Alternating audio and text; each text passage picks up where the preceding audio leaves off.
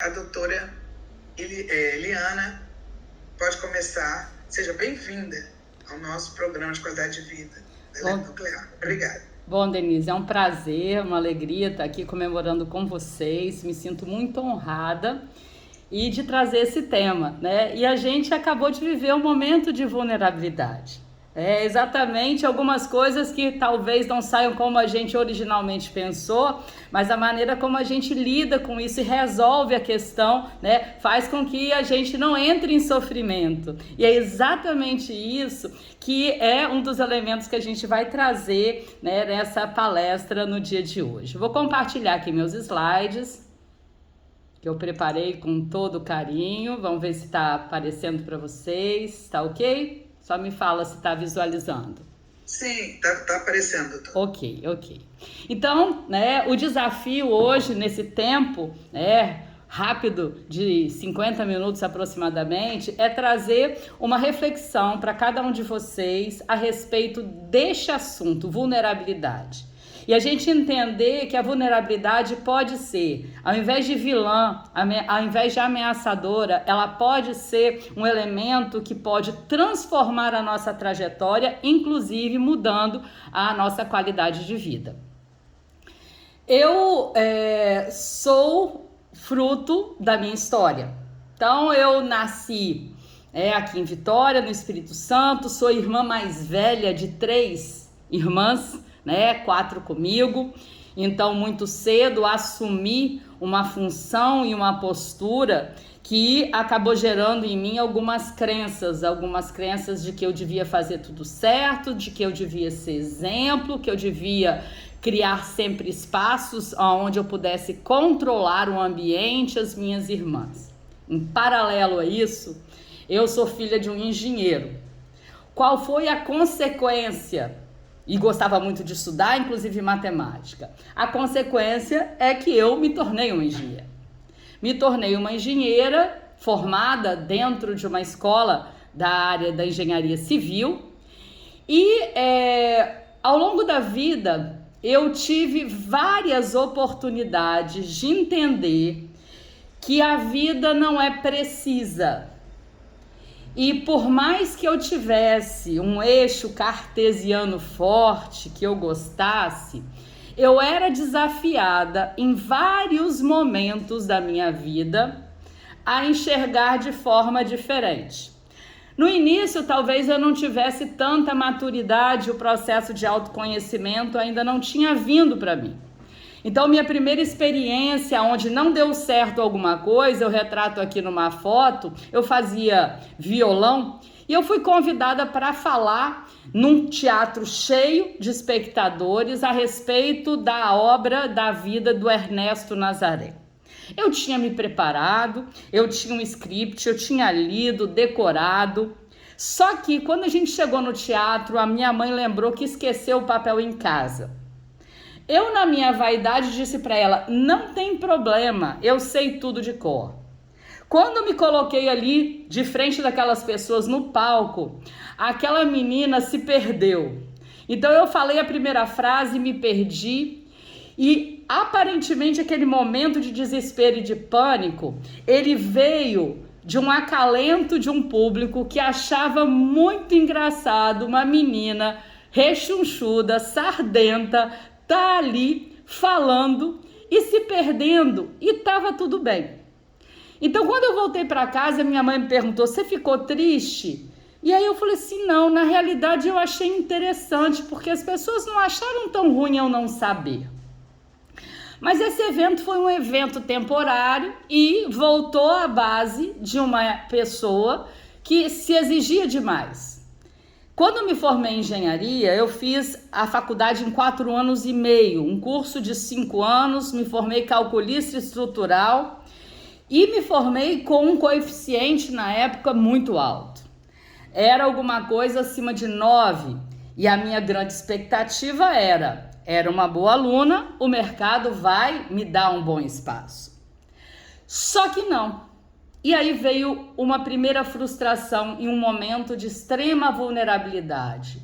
Como lidar com todo o investimento que eu tinha feito, emocional, de tempo, na minha formação, e não conseguir dar resultado, ou a princípio não conseguir dar resultado que eu estava idealizando. Foi um ano muito desafiador. E ao final desse ano, tendo feito algumas inserções profissionais, mas não conseguindo me colocar, porque era na década de 90 e o mercado da engenharia civil estava muito restrito, eu parei e olhei e falei assim, tem que fazer alguma coisa com essa situação.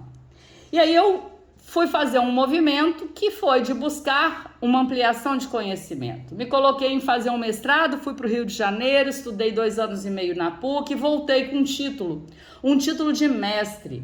Na época, um mestrado que eu fiz, cujo foco foi cultura organizacional e qualidade total. Eu fiz um estudo forte e isso me deu também uma chancela de me tornar uma pessoa apta para atuar como professora universitária. E aí eu fui no primeiro momento de fazer um investimento, parecer um concurso, lá dentro de uma universidade, para eu dar uma disciplina numa pós-graduação, e eu fiz esse pleito, consegui ser agraciada com a disciplina de qualidade em serviços. Me preparei, fiz tudo o que eu achava que era o adequado, fui para a sala de aula com 27 anos. E aí encontrei um grupo de aproximadamente 30 pessoas, todas bem mais velhas do que eu, que criaram ali naquela cena de uma pessoa nova uma resistência, um preconceito. E na segunda aula eles disseram para o coordenador, nós não queremos essa professora, porque ela é muito nova para nos ensinar. Segundo aprendizado, segundo momento aonde as coisas não deram certo. Eu podia pegar essa frustração e parar por ali, qualquer perspectiva de tornar-me professora, que era uma coisa que estava se conectando muito com as coisas que eu queria para minha vida e com o meu propósito. Só que logo depois, uns 3 meses depois, apareceu um concurso na Universidade Federal para ser professor substituto. E aí, dentro dessa busca, eu fiz uma prova de didática e nessa prova, um pouquinho antes, eu olhei para o meu coração e falei, é a oportunidade que eu tenho de enxergar se realmente aquilo que me disseram ou aquilo que eu senti naquela falha são um fato ou foi simplesmente uma experiência para que eu pudesse me aprimorar. E eu passei.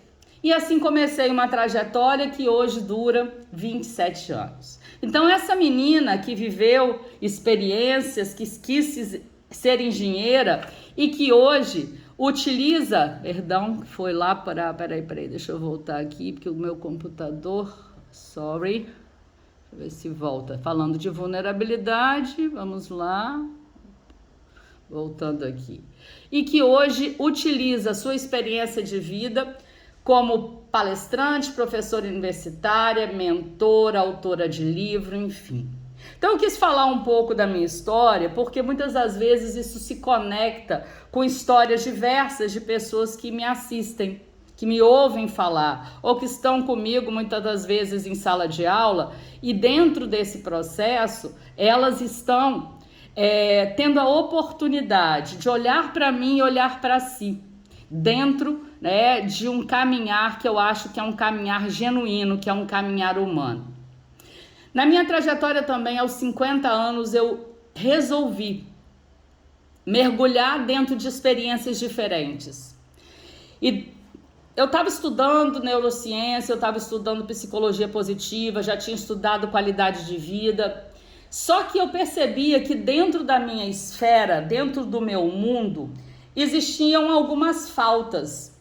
E uma delas era um tempo maior de conexão comigo, com a natureza, que me possibilitasse uma maior saúde física, uma maior saúde mental. E aí eu vi na experiência da canoa havaiana uma oportunidade de fazer isso. E é muito interessante que muitas das vezes experiências que aparentemente não tem nada a ver com a nossa trajetória profissional, elas podem trazer muito. E foi assim que aconteceu comigo quando eu me descobri num desafio de entrar no mar, e eu nunca tinha feito isso. Esse mar, que é um mar a cada dia distinto, né? Então eu aprendi a lidar melhor com riscos, lidar melhor com frustrações, lidar melhor com outras pessoas, lidar melhor com algumas incompetências, com a necessidade de ser resiliente, de me acalmar diante, muitas das vezes, né, do inusitado, de ter empatia. E tudo isso trouxe um grande fortalecimento dentro do meu comportamento como pessoa e como profissional, porque eu descobri prazeres, alegrias, emoções que eu não mantive restrito ao ambiente da canoa. Eu consegui fazer uma conexão muito forte dessa experiência com tudo aquilo que a gente precisa buscar ter para ter uma maior qualidade de vida. A canoa me trouxe energia, a canoa me trouxe felicidade, a canoa me trouxe equilíbrio, produtividade, saúde, um estilo de vida mais natural, um bem-estar, um desenvolvimento como pessoa. E eu vi que a conexão daquela experiência tinha muito a ver com empresa, tinha muito a ver com equipe, tinha muito a ver com liderança. E eu quis trazer esse espaço para criar, e eu fiz esse desenvolvimento dessa metodologia, de uma imersão que levasse as pessoas, saindo do seu espaço de trabalho tradicional, a usar a canoa como se fosse um aquecimento cerebral para viver experiências de vulnerabilidade. Por quê? Porque a felicidade, a qualidade de vida, o nosso bem-estar, né, o nosso sentimento positivo de estima precisa estar presente nos diversos espaços. Em especial no espaço onde a gente passa 25% no mínimo do tempo da nossa idade adulta. Se a gente fizer uma contabilidade, a partir do momento que a gente entra no mercado de trabalho até o momento que a gente se despede, a gente passa no mínimo 25% da nossa vida lá. E lá é o lugar de ser, lá é o lugar de estar, lá é o lugar, inclusive, de eu me sentir bem, realizada, feliz, apesar dos desafios que são postos a cada dia. E desafios esses que, se a gente pensar, né, nos últimos movimentos que começou antecedendo inclusive a Covid, né? A indústria 4.0, mundo VUCA, onde você tem a velocidade da tecnologia, onde você tem a incerteza, a volatilidade, a ambiguidade, a complexidade como fazendo parte do contexto, aonde as respostas que a gente dava ontem não são mais suficientes para os problemas que surgem, aonde a gente não pode mais se acomodar dentro do nosso conhecimento obtido, que a gente tem domínio, acreditando que ele vai nos levar a crescer ou a resolver as questões que estão surgindo ou que vão surgir. E aí, nesse mundo que já era VUCA, se tornou muito mais complexo quando a Covid veio. Então, é um momento onde a gente precisa olhar para todas as possibilidades tecnológicas e entender que aquilo que a gente fazia antes não é suficiente mais para dar respostas para o que vai vir ou para o que está vindo. Que nesse mundo onde a tecnologia avançou tanto e trouxe novas possibilidades de processos, de ferramentas, de como fazer, nós não podemos nos colocar em funcionamento como nós fôssemos máquinas. Porque se a gente quiser competir com essa lógica programada, a gente vai ruir, a gente vai adoecer. Então, nesse contexto de muita instabilidade, de muita incerteza, se a gente tiver essa escolha, a gente adoece. E é justamente o convite inverso que eu faço a vocês, a partir do momento que a provocação aqui é entender que todos nós, quando nos colocamos ao longo da vida como incompetentes temporários, a gente pode não só evoluir, mas a gente pode trazer para a gente sentimentos positivos de superação, de conquista, de reconhecimento e apropriação de competências, novas competências. Porque se a gente pensar e lembrar da nossa história, eu comecei contando para vocês a minha história como criança, lá no início de tudo. Cada um de vocês não nasceu aprendendo, sabendo andar de bicicleta. Então a bicicleta é um exemplo típico, e eu acho que é muito próximo de todos nós, porque quando a gente, primeira vez que pegou uma bicicleta, ela tinha provavelmente as rodinhas do lado para nos apoiar, ela tinha alguém para nos segurar, ou seja, a gente não dava conta e a gente não conseguia. E se a gente pensar, como é que a gente fez para chegar hoje a ser um exímio, alguns talvez sejam andadores de bicicleta, a gente passou por momentos onde deu certo, só que a bicicleta ficou pequena, a gente quis uma bicicleta maior e a maior a gente não tinha equilíbrio. A gente passou por momentos onde a gente teve que dar uma parada para fazer alguns consertos, para trocar algumas peças, para que a gente estivesse apto, num determinado momento, eventualmente participar de uma competição. Só que, uma vez que essa competição é vivenciada, ela já foi. Vai vir uma próxima oportunidade, que pode ser num outro desafio, que começa tudo de novo. E na vida profissional da gente não é diferente. Se a gente estagnar, ficar somente naquilo que a gente já faz muito bem hoje, a gente corre um risco muito grande de ficar para trás. A gente precisa sempre embarcar novas experiências para ter novas competências, para se preparar para o novo e para dar para nós mesmos o sentimento positivo do movimento. Porque muitas das vezes a gente, quando está com tudo dominado, as coisas ficam sem graça. E o desafio, as realizações fazem parte dos desejos e das necessidades humanas. Então, se a gente se coloca como um incompetente temporário, a gente sabe que ainda não temos, talvez, um nível profissional que gostaríamos, ainda não dominamos alguma dimensão de atividade física que nos deixe dentro de um padrão que a gente gostaria, de saúde. Ainda não temos os recursos financeiros dentro de uma dimensão que nos permita a realização de projetos. Ainda não sabemos tudo e temos que ler, temos que ouvir, temos que conversar. Ainda não temos talvez relacionamentos saudáveis e precisamos buscá-los. Ainda não temos a paz interior, temos o equilíbrio emocional.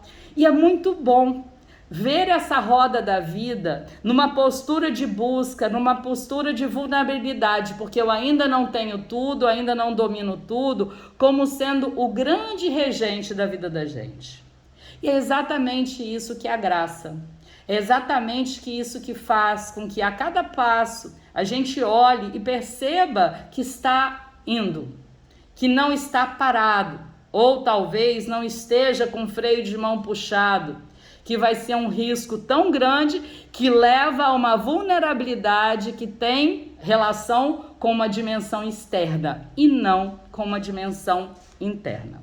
Então, a minha proposta é estar pensando essa dimensão da vulnerabilidade exatamente como essa alavanca. Ela te possibilita acessar as diversas dimensões que fazem parte da construção de um maior bem-estar, de uma maior autoestima. E aí a pergunta, não sei quantos estão presentes neste momento, não sei se a gente consegue fazer uma nuvem de palavras, e aí, Denise, se você quiser me falar quantos estão, para eu poder, de repente, aguardar a participação deles, ou se as pessoas vão assistir numa intensidade maior este vídeo, a gente não faria, né, essa intervenção, que é convidar aí a vocês, acessando via QR Code ou, né, entrando nesse link e acessando esse código, ou direto com esse link direto, que eu posso aqui compartilhar também pelo chat. Deixa eu ver onde é que eu acho o chat aqui. Achar o chat para quem puder acessar. Deixa eu pegar aqui. Peraí, tá indo. Foi 2. Aqui não vai. O chat não vai. Acho que eu não consigo acessar o chat daqui, não. Mas o convite é esse. Você pode me dizer, Denise, se temos espectadores que teriam disponibilidade de acessar para a gente ver uma nuvem de palavras com aquilo que é um entendimento deste grupo que está aqui presente nessa sala a respeito do que vulnerabilidade é? Liana? Fala, querida. Tá me ouvindo? Temos, no momento, 22 pessoas. 22 pessoas. Você gostaria de esperar mais ou queria começar agora? Eu acho que você pode. Eu acho que pode. Eles conseguem aí pelo QR Code? Porque eu estou tentando acessar aqui o chat, mas eu acho que o chat não fica disponível para mim. Eu estou clicando aqui. Fica. Você tem que ver, acho que fica assim. Deixa eu ver. Aqui embaixo. Tem aqui, ó, vai passando o mouse que tem o chat. Pra mim é em cima. Pra mim é em cima. Tá, eu vou ter. É um bate-papo. Tá escrito bate-papo. Tem uma nuvenzinha. No meu aqui, como apresentar. Mas não se preocupa, tá. não. Qualquer coisa, se você coloca se você conseguir colocar o link no grupo, a gente coloca aí no chat pra você. Pois é, eu vou fazer isso.